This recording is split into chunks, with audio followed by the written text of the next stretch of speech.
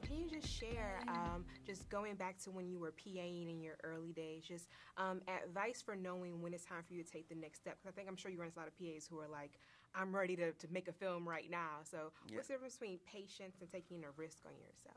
The good thing about being a production assistant, a PA, is that you appreciate where you are later on in life. It's very necessary for you to know what it's like to do that job, because when and if you get to that place where you're running things, you can appreciate what they do for you, and not be a jerk about it.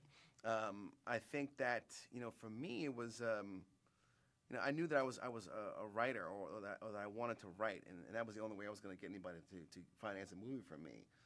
So I think that you have to bide your time and study your craft while you're learning the business and the nuts and bolts of the business. So I think that, patience is very much needed, but you have to also push yourself as well.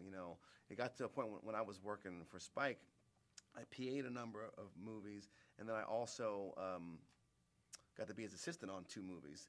But then when it came time for the third, like another time when I was like, I kind of needed a job, and he was like, you're done here.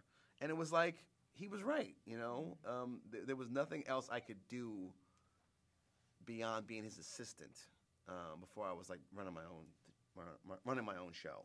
Now, what does study your craft mean to you? Because I think when you think about just the film industry, you can study cinematography, you can study acting, you can study writing. It kind of can be overwhelming to figure out what should you hone in on if you want to direct. Experience is the best teacher. So if you want to be a director, direct movies. Take your smartphone, get some people together, shoot something, edit it together.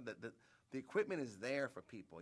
It's inexpensive, relatively speaking, to when I was in film school and trying to pay tuition and get film equipment and raise money for all that kind of stuff.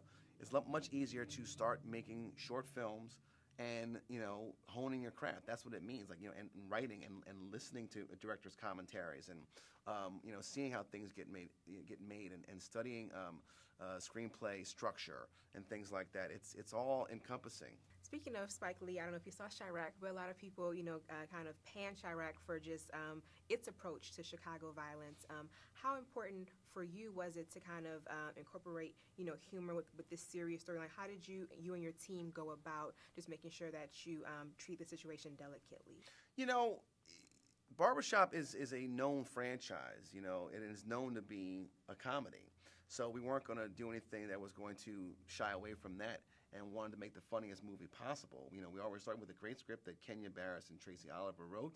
I want to make sure we cast really funny people, and at the same time not shy away from the gun violence and gang violence that's happening in Chicago. And we did you can't do a movie nowadays, it takes place in that side of the world and not deal with that. So, but first and foremost, I wanted people to never forget that they're in a comedy. But the best times you can, have a comedy and get people to listen to something is when they're laughing. When their mouths are open, you slip the truth in. Bang, bang.